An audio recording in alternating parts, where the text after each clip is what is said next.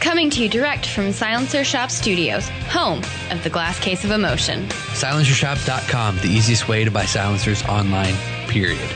Stand by for education, enlightenment, enjoyment, and entertainment. He's not here to talk about your feelings. He's not here to say what you want to hear. He's here to say what needs to be said. Ladies and gentlemen, and children of all ages, please welcome your host, the pimp hand of America, Professor Paul Markel. Wow, it's the middle of the week already. Can you believe it? I can. And it's summertime now, folks. Yeah, that's right. We had the solstice. I know some of you pagans were out there like worshiping the moon here a couple of days ago, out dancing with flowers in your hair, and probably that was it. And I hope you had a good time. Did you just hurt yourself over there on the other side of the glass case? No, I'm good. You banged your knee on the edge, didn't you? Yeah. He made that face. I heard the boom, and then he made the face. But he'll be okay. Fear not. He's strong. So here we are, Student of the Gun Radio, middle of the week, Wednesday, and we got some stuff to bring you up to speed on. We have one more Ox box to give away, one more Ox Beyond Rugged coffee box to give away, and we're going to be doing that at the end of this month, beginning of July, because we like you. And how can you be the lucky winner? We've already had two. Nick and Ryan have already won theirs. Well, it's super simple. All you have to do on Friday morning when we do the live morning mindset. Well, you don't have to do it live. You can do it later on, too. But we do the morning mindset every Friday morning, at 10. And what you have to do is you need to share it and tag two people in it. Now, when you tag people, I know this can be a little bit complex for some older folks in the audience, but what you do is you need to actually put their names in so that they're highlighted in blue and that they can tell. If you just type someone's name into the comments, they don't know that you did that. Right, Jared? If you just type someone's name into the comment, just typing their name doesn't actually tag them. You have to hit the @ symbol. You have to hit @ and then their name, and it'll come up as, at least on my computer, as blue, as a hyperlink. And then the person it'll say, hey, your friend Jim tagged you in a post. And you're like, well, I wonder what that was all about. And then you go and you look and you get educated and you have a good time and everybody's happy, right? If you're watching on mobile, then you have to actually back out of the video and then tag somebody, and the people that you tag will be bold on your mobile device. Now, I think that's only when it's live. Yeah, after the fact, you can do it. Yeah. Yeah. But if you're watching live, you have to back out, tag them, and then come back in. And let me tell you right now, I've told you this before, but I'll say it again. If you tag somebody that reports the post as offensive, then you're automatically disqualified from winning the Ox box. And I'll probably just go ahead and block you from the page, too. Aw. Because we don't need you guys that are offended. Yeah, well, that goes into my whole topic about Christian Green just did a really good video. I don't know if was it a Facebook video? Was it a Facebook Live video or YouTube? I can't remember. It doesn't matter. But he did a really good thing about sniping inside the wire. And if you guys don't know who Christian Green is, he's the guy from Green Force Tactical. And you should avail yourself to that video about sniping inside the wire. I'm kind of disappointed about last Friday's video. We had just a crazy amount of comments, like about 300 comments or something like that. But we only had, like, as I'm recording this, I only see there's 4,400 views of it. So I don't really know what to say there. But the reach. Is there a reach? Yeah, the reach is a lot. Oh. We had 125,000. We reached 125,000 people within the first hour. So. Oh, okay. Well, good. Good for us. Good for us. All right. Well, what do we do this weekend if you follow us on Facebook? And I know you guys are out there like, I hate Facebook. Facebook sucks. I don't use Facebook. Okay, great. Don't. I don't care. But they actually do have a new tool or device that we're using, and we're going to keep on using it until they make a stop, and that's live video. And we can live video stream directly from us to your handheld device, your laptop, your tablet, whatever. And we can do it via the magic of Facebook. So we went over to Baton Rouge, Louisiana, and we visited our friends at Atlas Defense. And specifically, the reason we went over there is because I wanted to get my hands on, and I wanted to live fire the Pilam, Pilam, 9mm silencer that those guys have got. I saw it for the first time at NRA, and they broke it down for me. They showed me the guts, the monolithic core, or the monocore, and how it was easy to disassemble, how it had multiple different thread pitches that you could choose from depending on which pistol you have. You can swap them out. And I was like, so I told Zach Hall, the designer, I said, dude, we need to get over and we need to live fire that thing. So that's exactly what we did this last weekend. And the video is up on our Facebook page right now. You can watch it if you missed it. Joe Moe. Joe Moe is the president of Ackless Defense, as many of you know. And we did a little silencer education for you, I guess. It's just real quick, about 5 minutes or so, right, Jared? 5-6 minutes or something. But discussed silencers. And what you don't know is that we shot a bunch more video afterwards discussing silencer height or extended or raised height sights, lasers, silencers dry, silencers wet, and so on and so forth. So you have that to look forward to. And we had a good time over there. We did. We always have a good time with our friends at Ackless. If you guys aren't following them on Facebook, go check them out. It's Ackless Defense on Facebook. They've got a lot of cool stuff. A lot of the cool pictures that Dad took have been making appearances on the Student the Gun Instagram account as well. So I was actually enjoying those. Oh, okay. So crossbreed holsters. Well, what can you do with a crossbreed holster? Well, we didn't mention it yesterday, but they do make the Bruce Jenner commemorative that they catalog as the Super Tuck Deluxe. Yes. They don't catalog it as the Bruce Jenner commemorative, but that's just something that we do. Yeah. So depending on who you talk to there, if you call them up and you say that you want to get the Bruce Jenner commemorative holster, they may or may not. They should by now. I would hope that by now everybody but I think they've got 40-plus employees up there making holsters now, making, selling, shipping, answering phones, answering complaints from whiners. That's the best part of doing business, isn't it, Jared? Yes. The best part of having a small business is answering complaints from ignorant whiners who didn't actually read the instructions but want to call and complain. You guys know of the 80-20 rule, I'm sure. You guys have heard of it before. But it follows over or it bleeds over into customer relationships. 20% of our customers, they provide us with 80% of the problems. Of our business. 20% of our customers are 80% of the problem. Really? And also, I thought it was 20% or 80% of your sales. But yeah. So that you got it on both ends. Yeah. So I never heard the problem part because I always focus on the positive over here on my side. I do too. I don't That's why you kick out the 20%. And then you don't have that 80% of problems. You don't have that problem anymore. Okay, good. But just go to crossbreedholsters.com and get a freaking holster. And what have I said? If you're going to order the Bruce Jenner commemorative, spend the extra money, get the horsehide backing, and drive on with your life. You won't regret it. Frog Lube. It's green. It's minty fresh. It just works. And you can put Frog Lube on. Well, you can get Frog Lube at Brownells, or you can get it at froglube.com or your local dealer.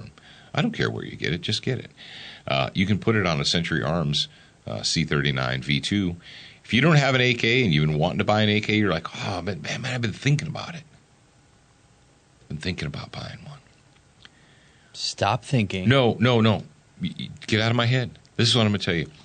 If you've been thinking about buying a C39 V2 and buying a 100% made in the USA AK, what I want you to do is I want you to just keep on thinking about it. And then, like, November 15th, I want you to buy one. That's what I want you to do. Okay? All right. It is Wednesday, and because it's Wednesday, well, it's SWAT Fuel Fitness Talk Day, and it's the favorite day for some of you guys because you're going to get a little antsy in your pantsy, and you're going to move it. Physically fit, woman, physically fit, woman, nice, sweet, fantastic, big ship on the ocean at the big Titanic, woman, and nice, sweet, energetic, big ship on the ocean at the big Titanic, woman, and nice, sweet, fantastic, big ship on the ocean at the big Titanic, woman, and nice, sweet, fantastic, big ship on the ocean. This week, I want to pose one simple question to you. Are you filling time to feel important? And you're like, what? What does that even mean? And when you're in the gym or when you're at work, are you just filling time, finding tasks for yourself to complete, to fill the time until the end of the day or until the end of the workout? And a lot of you are sitting there like, yeah, I do that all the time. I probably work or maybe work out. I work for maybe 2 hours a day, and then I fill that 6 hours just until my time is up, until 5 p.m. comes. Or I work out for 20 minutes, and then I fill that the rest of the next hour, and I don't really do a hard workout.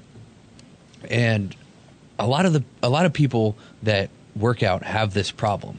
Is they don't feel like they're doing enough, or they're not working out at a high enough intensity that they feel like they have to fill 2 hours, and maybe even an hour. An hour is a pretty long time to work out. Mm-hmm. That they have to fill 1 hour with their workout. And my second question to you is, can you achieve the same benefit from your workday or your workout in 50% of the time? Because if you can, then what's the point in working out for the entire hour? What's the point in working for an entire 8 hours when you can get that same exact amount done in 2 hours? Well, I just did the 10-minute workout at double speed. Got a great workout. Oh, yeah. I took, it was the past one, season 6, episode 11 on Student of the Gun TV. I gave you guys it's a kettlebell routine that I do. And you can make it as basic or as advanced as you want. And it can take you 10 minutes at the least, maybe even 5, depending on how fast you can do it. But I would aim about 10 minutes is the least amount of time that it'll take you. And you can increase the sets. Everything that I do in that workout is 5 sets of each workout. So you can increase it to 10 or 15 or 20, but what's the point in doing that when you can get the same benefit out of a 10-minute workout as you can a 30-minute workout? Or you can increase weight if it's too easy. And that's kind of like shooting. People are like, well, how close should the target be? And I say, well, close enough to hit it, but far enough away that you can't touch it. Yeah. And when it gets too easy, like young people, when it gets too easy, they'll want it to be farther. They'll move the target farther away. When it gets too easy, if your workout gets too easy, well, then you'll know that it's time to increase either the number of reps or the weight.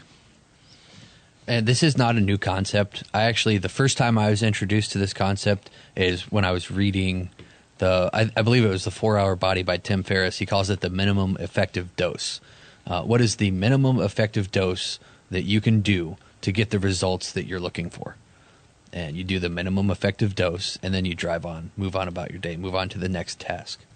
Attention, new listeners. We produced a free training video series called 7 Training Tips That Could Save Your Life. We want you to have access to this life-saving information. Get instant access now at studentofthegun.com. Do you watch Student of the Gun TV, read the blog, and follow us on Facebook? If you answered no to any of those questions, you are wrong, but you can easily fix yourself. Go to studentofthegun.com to find everything SOTG. And if you want to find everything gun-related, things you can put in your gun, on your gun, around your gun, you can coat your gun with them, you can stick it in there. I don't care what you want to do. You're an American. Stick it anywhere you want. Brownells. Go to brownells.com, and I guarantee you, if you're looking for a piece or a part or a component, chances are really high that Brownells has it. And something that they have, and we know they have, is Duracoat products. You can go to Brownells and buy Duracoat products, because life is too short to have an ugly gun. It just is. Courting summer soldiers. What is a summer soldier? If you don't know what a summer soldier is by now, I don't know what to say to you. We dedicated, an entire episode, 2 weeks ago or a week or so ago, to Thomas Paine and the crisis, and he talks about summer soldiers and sunshine patriots. People that are there when it's good, when it's easy, when things are going well. And here we are again. I know we've talked about it, but what the heck? I'll just talk about it again, because apparently we're just so ridiculously naive in America. And when I say we, I'm not talking about the hippies and the leftists and the liberals and the puke faces and so forth. I'm talking about the gun culture. I'm talking about the shooting sports industry. And there's a story, and it comes to us from guns.com. And the story is, let me get it up here. And the source is guns.com from 6/19/16, story by Eve Flanagan. And it says, in the wake of the Orlando massacre, Buckeye Firearms Association is welcoming the public to a free firearms self-defense class that made emphasis to include members of the lesbian, gay, bisexual, transgender, upside down, LBT, MOUSE. I thought, aren't there more letters now, Jared? Like U, I, M, X, whatever, to the community thing? No? He's just like going to ignore me? Sure. No, didn't they add like 2 or 3 more letters to L? I think they at the end of it. I know. Yeah, it was like LBG, LGBTQI, like undecided. I'm not sure. Maybe tomorrow. I don't know what I'm going to be tomorrow. Gender identity. I'm not sure what gender identity I have. But my point is this. Okay, so great. Here we go. I've got a quote here from somebody of the organization. It says, some people are not comfortable with firearms. That's fine. But others, especially those in historically oppressed communities. Okay, well, I'm just going to leave that alone and I'm going to move on. May choose to respond more assertively. If so, we are here to help them learn more about practical means of self-defense so they can make an informed decision, said Dean Reich, the organization's executive director, in a statement. We're saddened by the tragic murders in Orlando, but we're also angry. News reports indicate that many people were trapped with no clear exit and no means of defending themselves. Okay. Folks, I know this is this trap is, it's such an easy trap to fall into. You're like, what trap is that, Paul? You think that you can use the Orlando terrorist attack, the Islamic terrorist attack, the death cult attack in Orlando to court new people to our team because they're gonna buy guns and we're seeing news reports now. We're seeing news reports about how LGBT, Q, MOUSE people are going out and they're buying guns. Congratulations. So now, what does that make you? Remember, what have we been saying for, years, Jared? Years? That purchasing an object does not express allegiance. Yes. It makes you a gun owner. Congratulations. Whoopity-doo! You went out and took some money and you bought an object. Wow, congratulations. Now, if the exercise, if the main goal of our exercise here in America was to get as many people owning guns as possible, as you hit your microphone with your hand, Paul, if that was the case, then okay, we'll use these things to drive up gun sales. But is the point of the exercise to see how many guns we can sell? Now, if you're a stockholder in Remington or Smith & Wesson or Mossberg or Glock or SIG or whatever, yeah, that might be your goal. Your goal might be to sell as many objects as possible, sell as many guns as possible. And there are people in the gun culture, in the gun community, that will tell you, they'll say, oh, you understand, Paul. Like, Jared, do you love that? Is that like one of your favorite things when people say, they tell me, I don't understand? Mm-hmm. No, you don't understand, Paul. The more guns out there, the better. The more Americans that go out and buy guns, the better we are. How'd that work in Connecticut? Well, I don't really think that's true. Well, how can you say that's not true? When did we have the first big gun scare It wasn't after Comrade Barry was immaculated in 2009. It wasn't even in 2010. We didn't have the first really big push until probably around 11 or 12. All right, 2011, 2012. And then the number spiked. We had a huge, well, I guess 10, we had a blip in the radar. It went up, and then it came back down. And then in 2012, it went up and way up. And then it kind of came back down. And then 13 went up and way back down. And if you talk to people in the shooting industry, the actual gun manufacturers, they will tell you that in the year 2012, 2013, going into 2014, they had record sales, historically record. I mean, never sold that many guns in the history of their company. They were back ordered 6 months, 9 months, 12 months.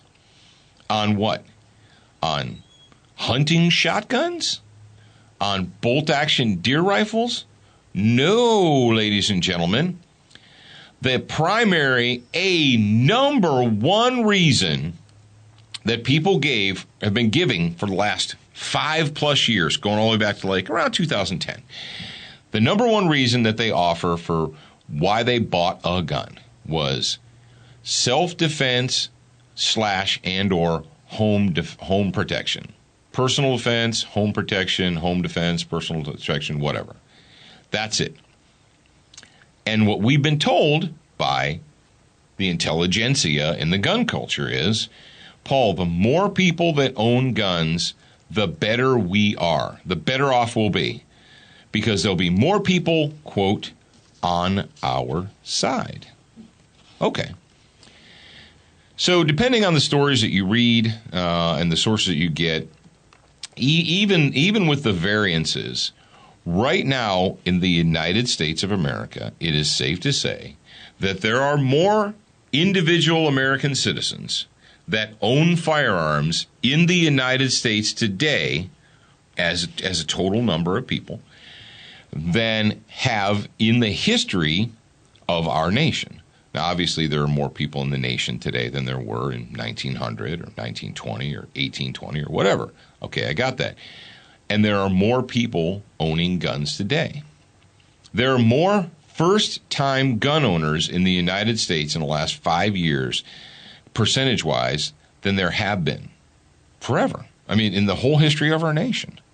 And so we're supposed to look at that and say, good, great, man, awesome, because the argument is the more people that own guns, the more people that will be on our side, the more secure we will be against the state and the leftists and the liberals and the progressives that want to disarm us. Jared, what's going on right now in the United States? There's a hardcore press from the Senate, the Congress, the big media, Comrade Barry from the Oval Office. What are they pushing for? Are they pushing for immigrant control? Are they pushing for radical Islam control? What are they pushing for? Gun control. But that doesn't make any sense, Jared, because the people have told us that the more people owning guns in America, the better off we'll be, because they won't be able to push a gun control agenda against so many people. Except for they are. But it's more prevalent now than it has been since, I don't know, as far 20 back years as I can or so. remember. Yeah. Ladies and gentlemen, listen to me.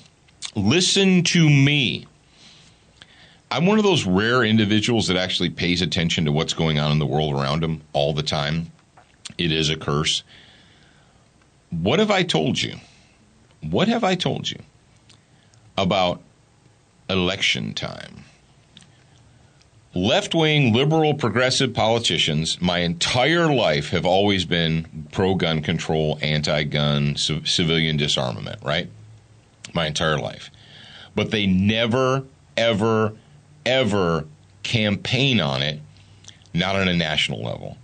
Now, if you got a safe district if you're in Chicago where you know that 80% of the registered voters are Democrats, you can go out and say all kinds of lunatic crap. You can say left-wing, lunatic, progressive crap all day long, and you know you're going to get elected.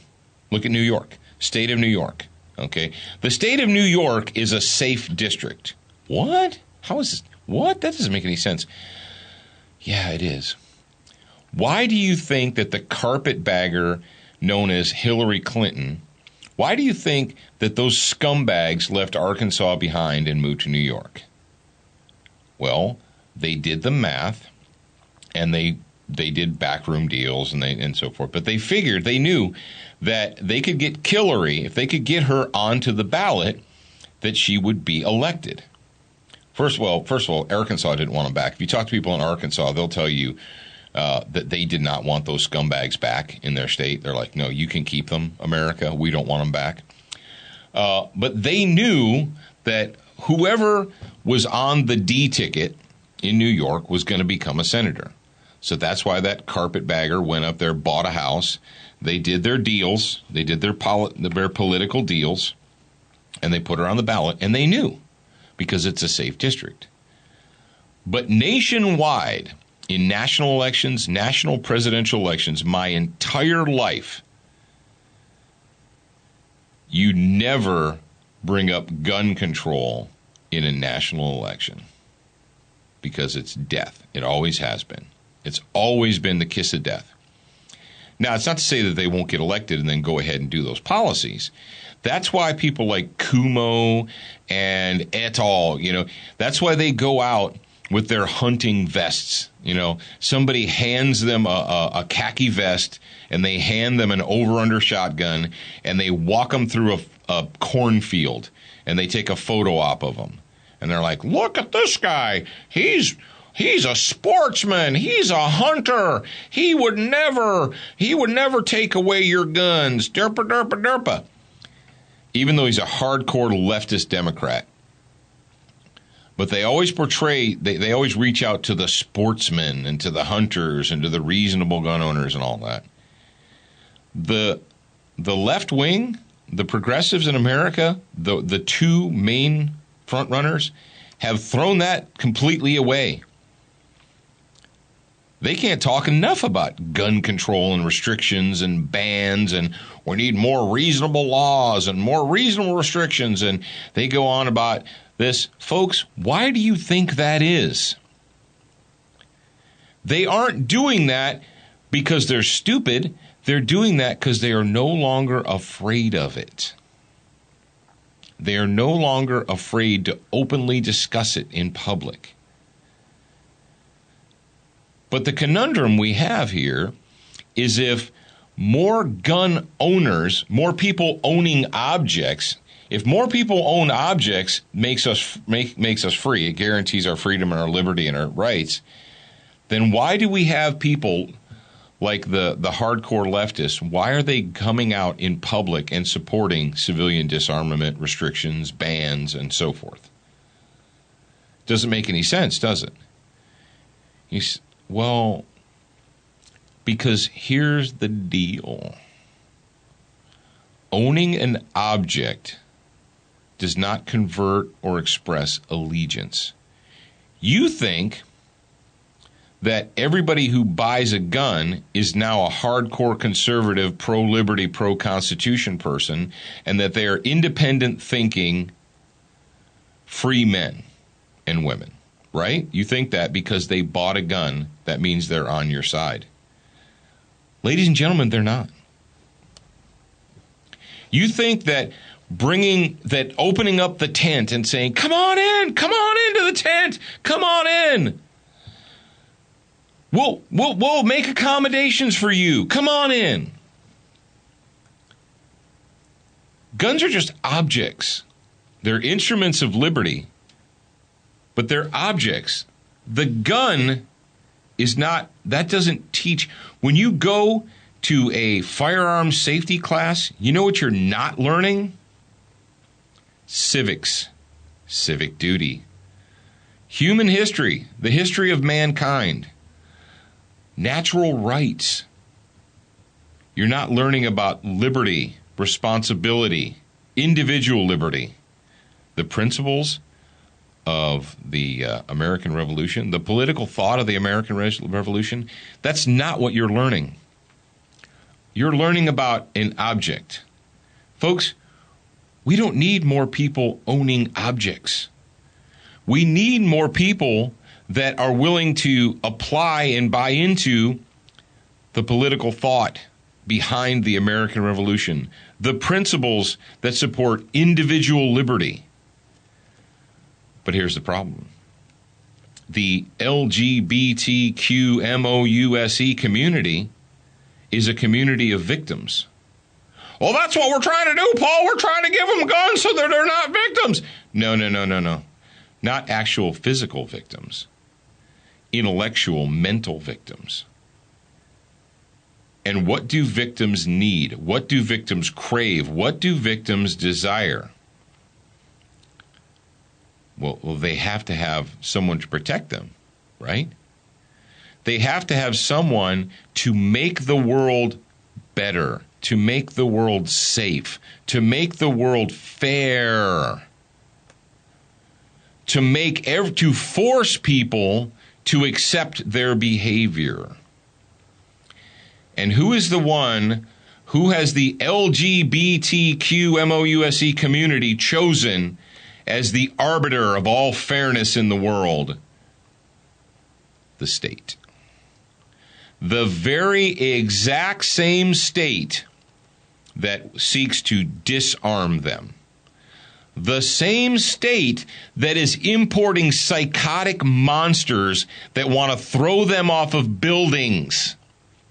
Yep, that same state. The same state that won't even say the words radical Islam or Islamic terror. That's their savior. Folks, it doesn't matter how many guns the LGBTMOUSE community buys. Because in the long run, Jared, can you open that Blaze story? There's a kind of a semi-famous story here lately because it's got a chick, and it's kind of a meme kind of a thing with, it's got a lesbian. I guess she's a lesbian. I don't know what she identifies as. But she's a self-proclaimed member of the LGBT community. And she has blue hair and a bullnose ring and blue lipstick. And even though we know, and this is a fact, we know that Johnny Goat Rapist hated the gays, wanted them to die, that he proclaimed loyalty to ISIS, that he actually made a phone call and issued his jihad over the phone to 911. Despite all of that, this is what a rep from the LGBT community has to say. I would not blame Islam for this. Islam is religion of peace. Even though there is a lot of extremism, there have been no high examples so far in the United States of America. Okay. For those of you that couldn't...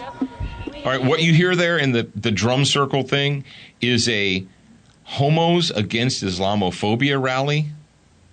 Yes, a LGBT Against Islamophobia.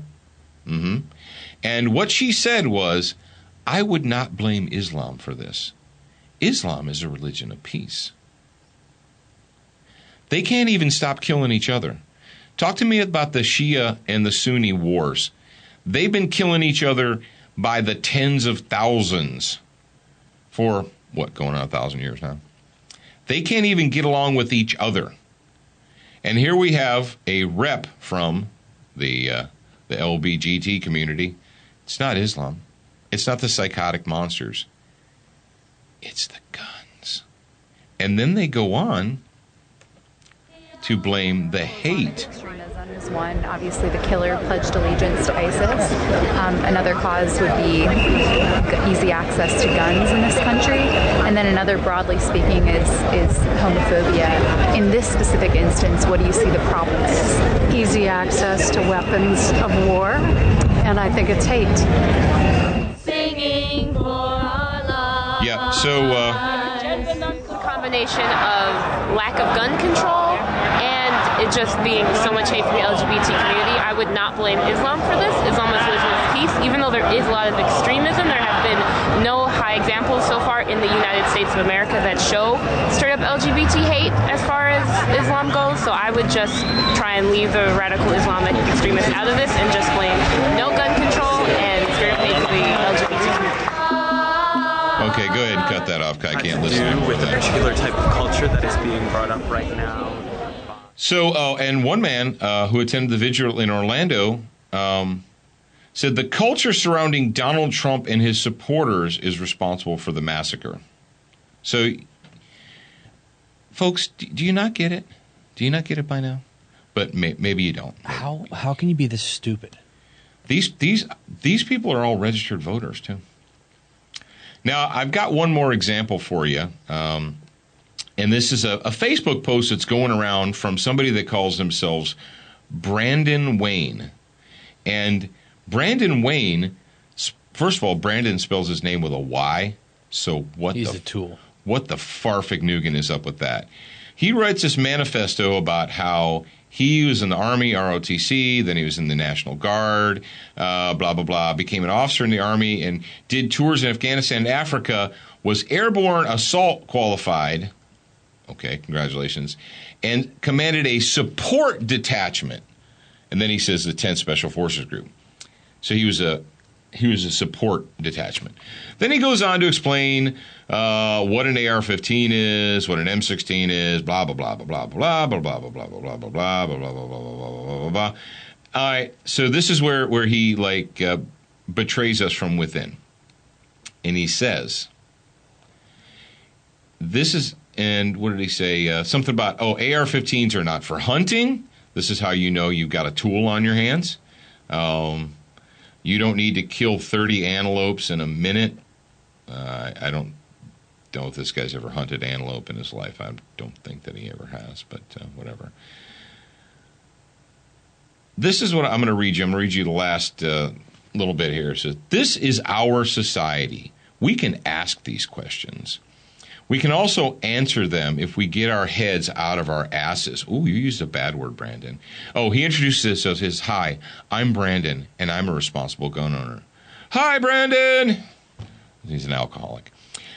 If the laws change and this assault rifle that I own became illegal, I would turn it in. I would turn it in to the authorities because as a responsible gun owner and citizen, I understand I live in a society that has rules. If you want to fight those rules as a responsible gun owner and citizen, I will do so with words. Oh, it says if I want to fight those rules as a responsible gun owner and citizen, I will do so with words. As a responsible gun owner and citizen, I know that living in an atmosphere of paranoia and isolationism from my government is the easiest path towards failing myself and my family. I have a question. When you were serving, how did the fighting the enemies with your words work? Or did you? It's time to grow up and have the discussion on gun reform. It's time to grow up and realize that the world is a very different place from when the Constitution was written. And it's a time to grow up and realize that none of us have any business owning an M4 or other high-capacity human assault rifle. All right, Brandon, this is the public hour, and I can't really say exactly. You can venture forth and fornicate yourself because you not only are you a coward, Brandon, you are a coward.